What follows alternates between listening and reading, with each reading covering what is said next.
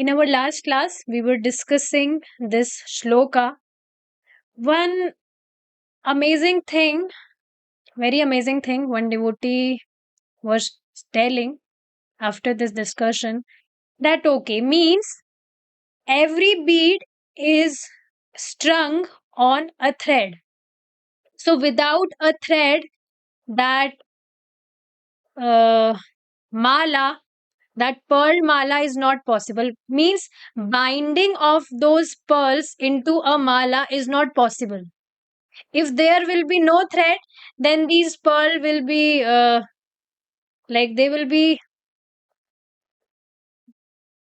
there will be no value of those pearl, because we will not be able to make beads through those pearls because there is no thread.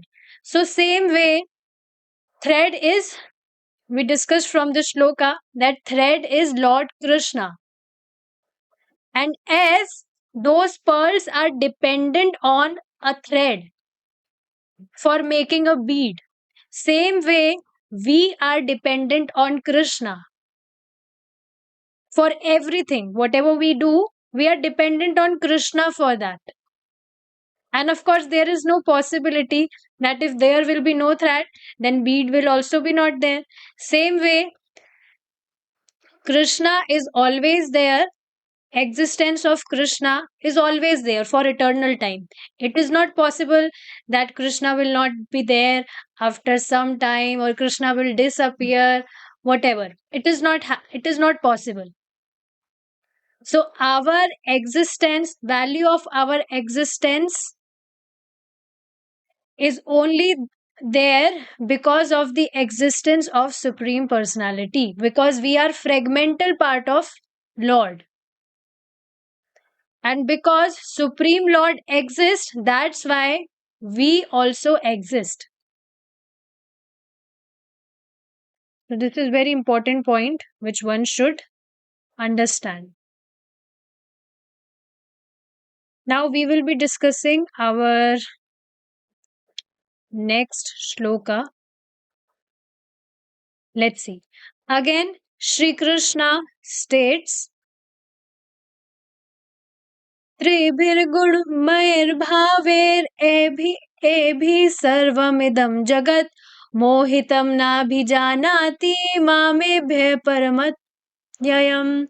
त्रिभिर्गुणमयैर्भावैरेभिः सर्वम् इदं जगत् मोहितं नाभिजानाति मामेभ्यः परम अत्ययम्.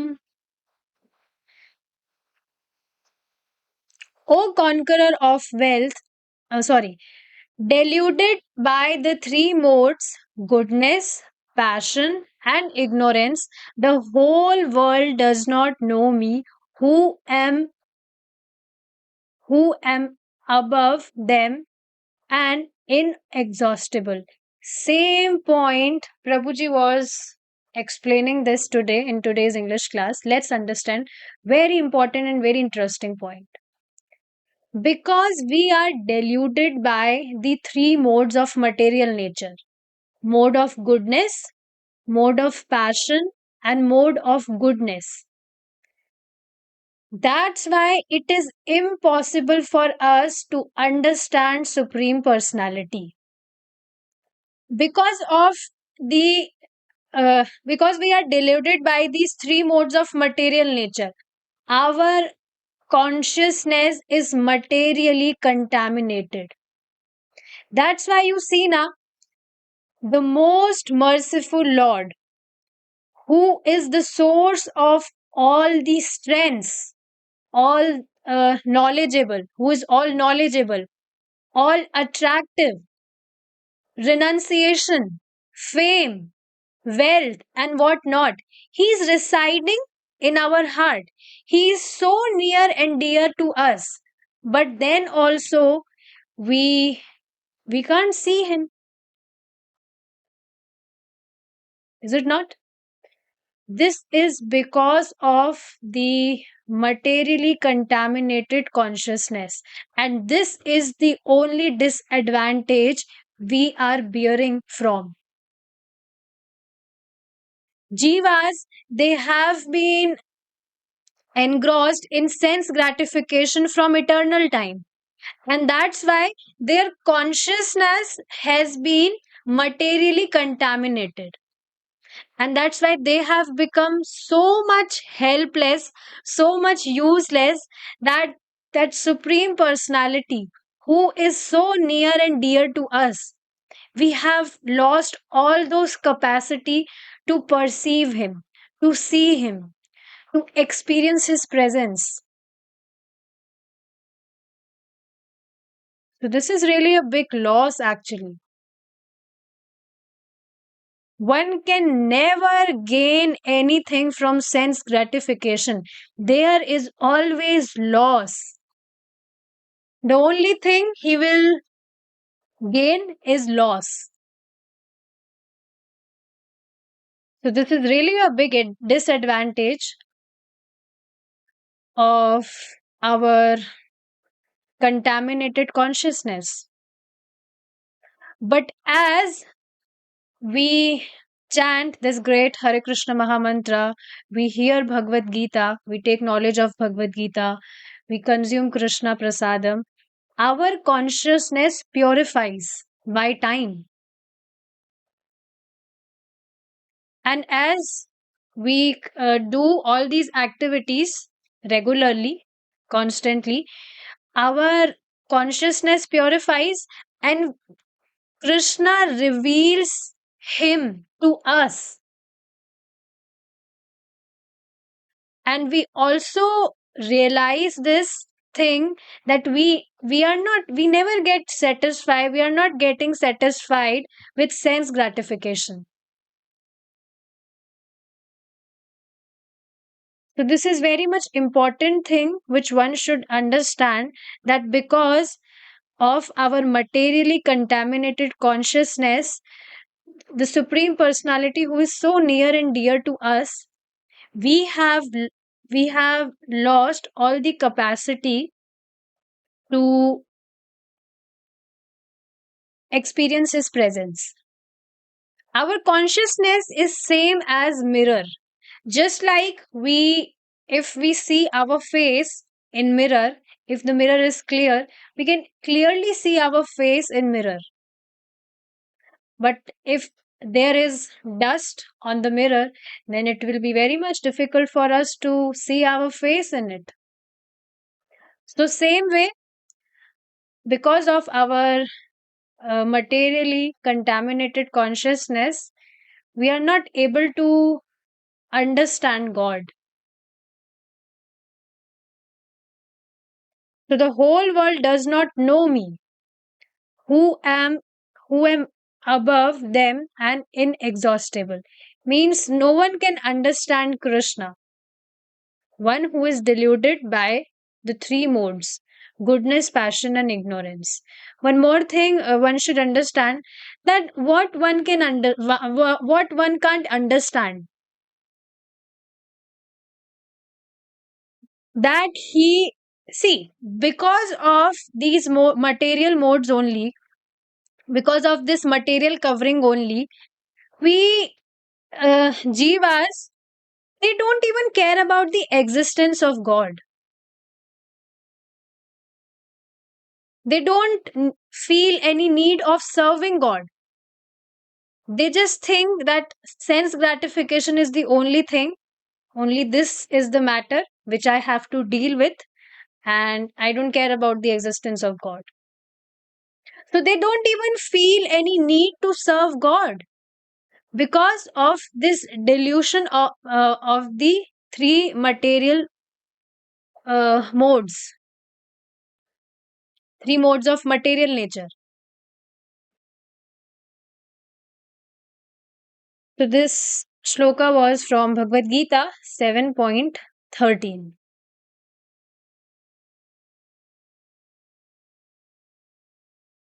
Moving forward, the individual souls who are put into the miseries of the material world are suffering the resultant reactions of their unsanctioned activities. This is the verdict of Bhagavad Gita. And see, This is the only reason that human beings, living beings, are suffering, because they feel no need of serving Krishna. Just like our hand, if this hand will try individually, if it will try to satisfy, if our hand will individually try to satisfy itself, then it is not possible. But when with our hand we consume food, it nourishes our body, then only this hand can also get nourishment. Same way, if we living beings, if we will try to individually satisfy us, our own selves, then this will not happen. We can't get satisfied until we will not serve Supreme Personality. This is not possible that we individually try to satisfy ourselves, and we are not satisfying Lord, then we can't get satisfaction anymore. And because same way you see, if this hand is trying to satisfy, this hand is thinking, suppose this hand is thinking that I will only satisfy myself, I will not put this rasgulla or whatever food uh, in mouth, I will try to consume it by my fingers only, I will just hold it in my hand and I will try to get satisfied. So this hand will suffer only, because this hand will also not get any nourishment. So same way individuals are living beings are thinking that they will satisfy themselves individually, and this is the only reason of suffering.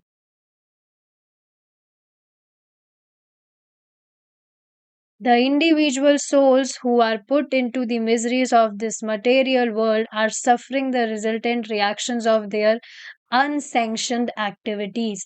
Unsanctioned activities of satisfying themselves individually and not taking care of Lord anymore. So, this is again ignorance. All right. This is the verdict of Bhagavad Gita. Now, here comes another sloka. तानहं द्विषतः क्रूरान् संसारेषु नराधमान् क्षिपाम्य अजस्त्रम् अशुभान् आसुरिष्व एव योनिषु तानहं द्विषतः क्रूरान् संसारेषु नराधमान् क्षिपाम्य अजस्त्रम् अशुभान् आसुरिष्व एव योनिषु. Envious, mischievous, the lowest of mankind, these do I ever put back into the ocean of material existence, into various demoniac species of life. Bhagavad Gita 16.19. So, what Krishna is quoting here? Krishna is saying that whoever these living beings, if they try to do all such rubbish things, then Krishna himself put them back into this ocean of material existence, into various demoniac species of life. Now, demoniac species does not only mean the species of demon, but all the lowest species. You may understand, all the lowest species who have to suffer a lot. Now, one may think that Krishna is so mean. Krishna is taking revenge here. That we are not serving Krishna, so Krishna is so mean. Krishna is just taking revenge from us. But this is not true. Krishna is not taking any revenge. Krishna is actually being compassionate on us. Why? Because we ourselves uh, need this. What?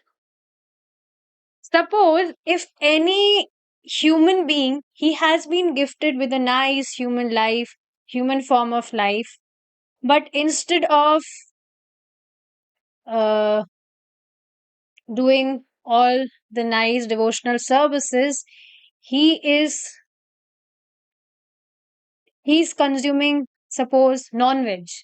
He's so much into consuming non-veg. Then okay, Krishna being compassionate on him, Krishna will bless him with a species of lion or any other species who consume non-veg. It is really not any revenge of Krishna. Krishna is actually being compassionate on us. That okay, you desire to eat non-veg, you take body of lion and you consume as much non-veg as you want.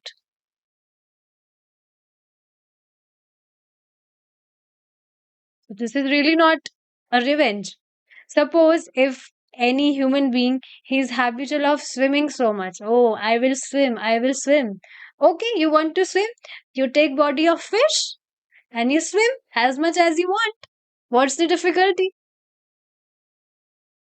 So we desire, see, ideally we are human beings, we should desire for self realization.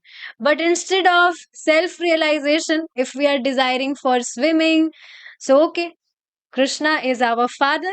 Krishna understands that Krishna values our desires more. See the opulence of Krishna. Krishna is not imposing his love on us. Krishna is valuing our desires more. So Krishna is blessing us with like all those bodies because we ourselves want, we ourselves are desiring for that. So suppose if any human being he is habitual of sleeping so much, oh I just love sleeping. Sleeping is my first love. So okay, you become a polar bear and you sleep as much you want.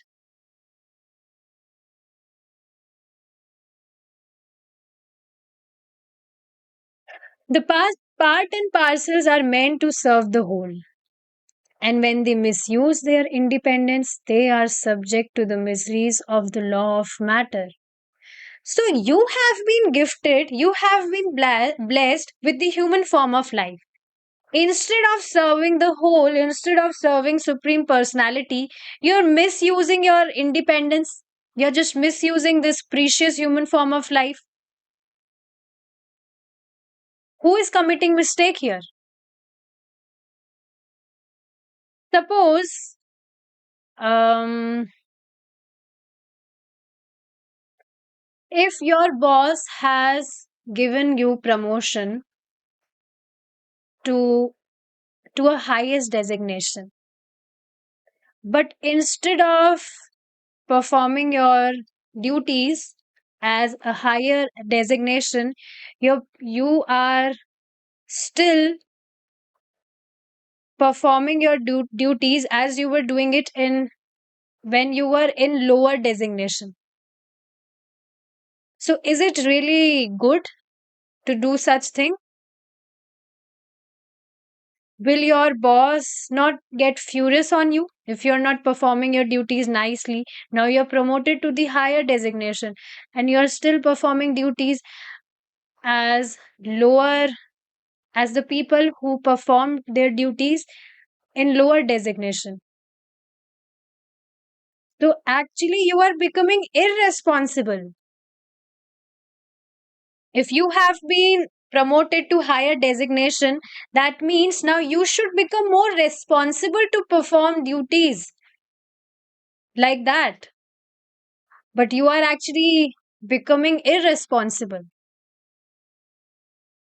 So now that boss will fire you from your job. But Krishna is not firing us. I told this example for the sake of making this point clear, to make you understand by this example. But Krishna is actually not firing, or Krishna is not getting furious. Krishna is not taking any uh, revenge from us. We are part and parcels of Krishna. We have been gifted with this human form of life, but instead of performing our devotional services, if we are giving more importance to swimming or to sleeping or to eating like an elephant, so okay, you get such, you will be blessed with such bodies, and you just do all such activities as much as you want.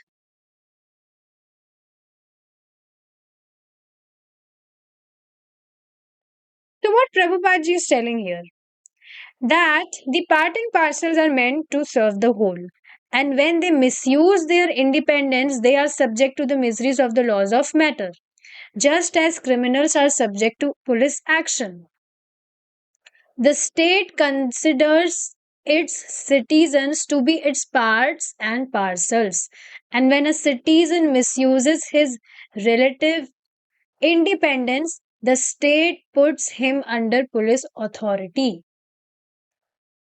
Clear with this example?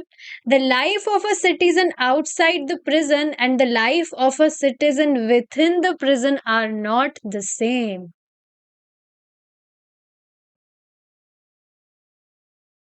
Very important point. That the life of a citizen, if he is outside the prison, he is more free. He can do independently whatever he want to. But a life of a citizen within the prison is limited. He's actually suffering in the prison. So, same as we are here in this material world, it is like a prison only. Suppose a citizen who is in the prison, he get an idea to, means he, any like any of his friend or anyone, he gives him the key to get out of that prison. But then also he is so much attached to his prison that he is just neglecting, oh, I don't want key, I'm good here, I'm just happy here. So will it not be his foolishness? He is actually suffering in that prison, but then also, because of his attachment, he's behaving like that.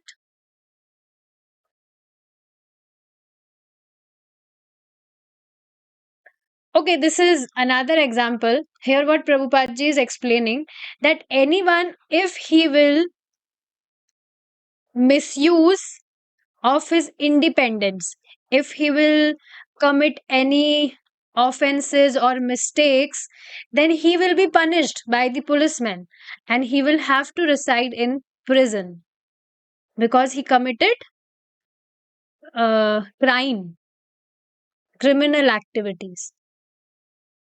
So, similarly, the sufferings of the living entities within the prison of material nature cannot be equated with the pastimes of the Supreme Lord, which exist in the absolute freedom of Satchidanand. So, yes, even though we are part and parcels of Supreme Lord, but Supreme Lord is the absolute truth. And his pastimes, his transcendental activities, they cannot be equated with this material world, with this material nature. Means we are so much, we already discussed about the four defects, what four defects we have. And because of all these defects, because of all the deluded, because of the delusion of the three modes of material nature, we cannot understand God. But anyone who speculates that the pastimes of Lord Krishna, they are also like us, or we are also performing our pastimes, etc., etc., then this is all just vain. We living entities, we are actually suffering within this prison of material nature. This is not our pastime, but Krishna, who is all Krishna, who is Satchidanand, always in blissful state, his pastimes cannot be equated like that. Pastimes, we already discussed this thing, pastimes are always joyful, not sufferings. Okay. Now, one more thing comes, that no government wants its citizens to act in such a way that they must go to the prison and suffer tribulations. No government need this. You just think now, if there would be no thieves or no criminals, then there would be no prisons also.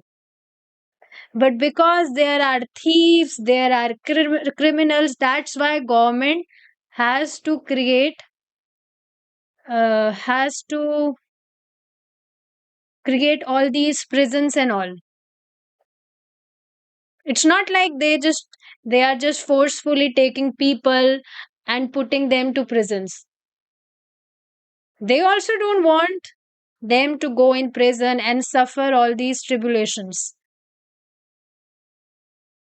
The prison house is undoubtedly constructed by the state government, but this does not mean that the government is anxious for its citizens to be put into it.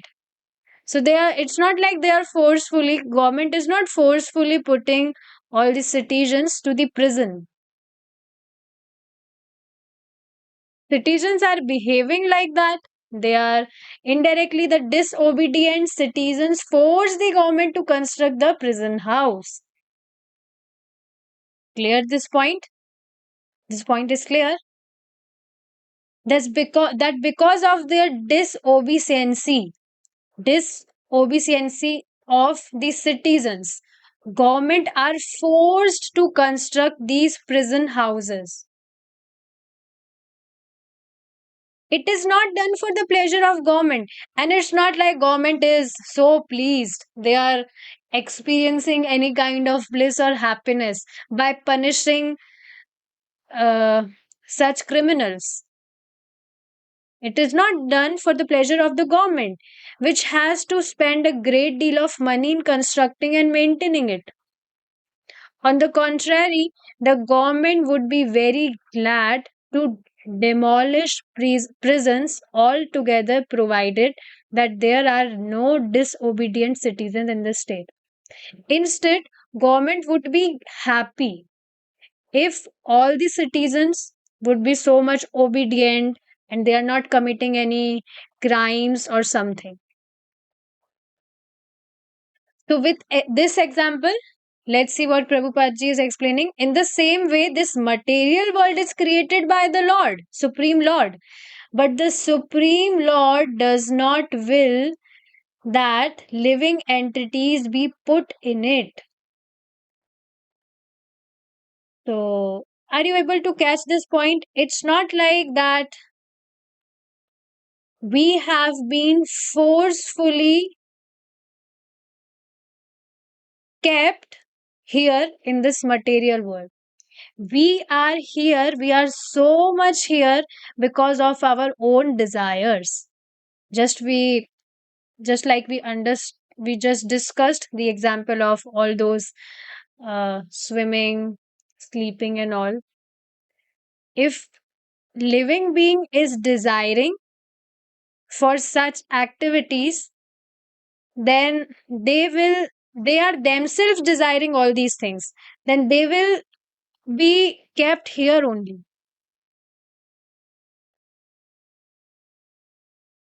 The Supreme Lord does not will that living entities be put in it. The living entities themselves make that decision.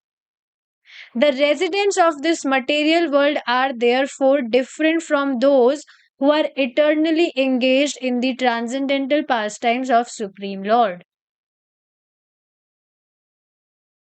So we are so much here. It's not like we are dreaming that we are here in this material world. Uh, Once a disciple of Srila Prabhupada ji asked him that, Prabhupada ji, Swami ji, are we really here in this material world, or are we just assuming, are we just dreaming that we are here in this material world? So Prabhupada ji said, you are so much here. So we are here. It's not like we are dreaming. And we are here because of our own desires.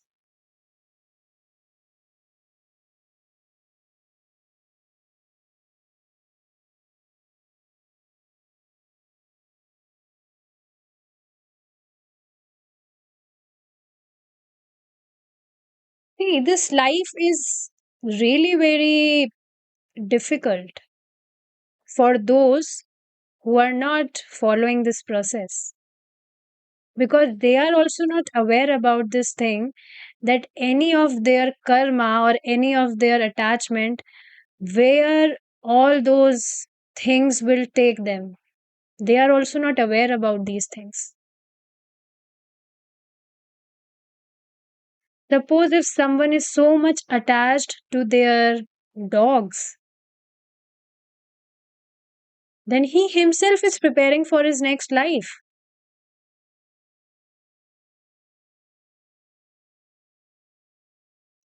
So one should be very, very much conscious.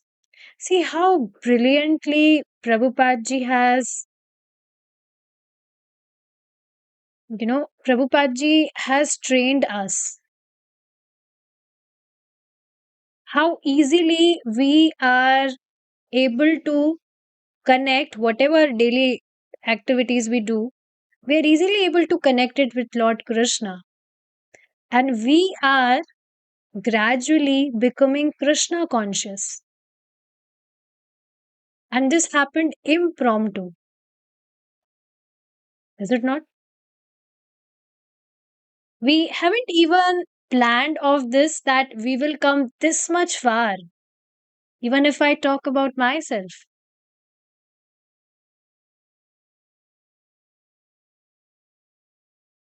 if we have capacity to look back, to see that where we have came, we will find that we have already came so far.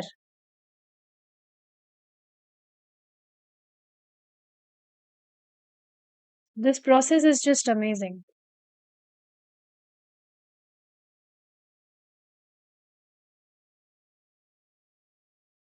So yes, the living entities themselves desired that they want this, they want that, and that's why they are here. The residents of this material world are therefore different from those who are eternally engaged in the transcendental pastimes of the Supreme Lord. This material world is the reflection of this spiritual world, just opposite. Now, you yourself just assume this thing, that whatever things we experience here materially,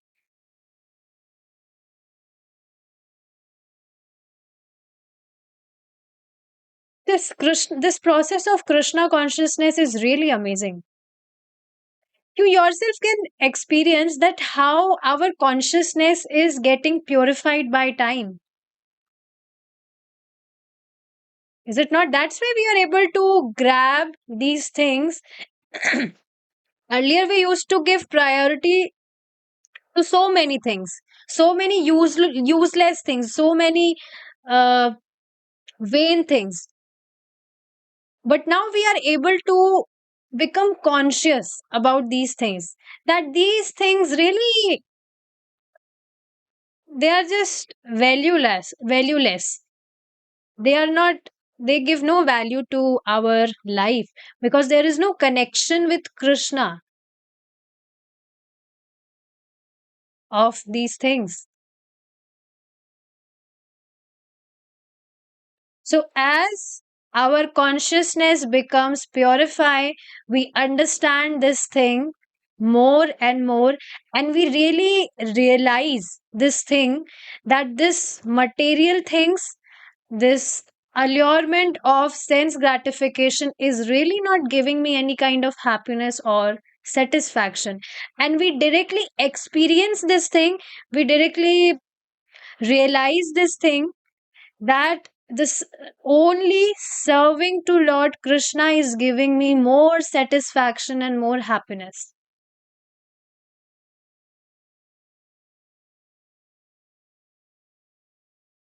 So, with this, we will end our discussion here. We will continue our class tomorrow if Krishna is willing. Srila Prabhupada ki jai, Nitai Gaur Premanande, Hari Bol.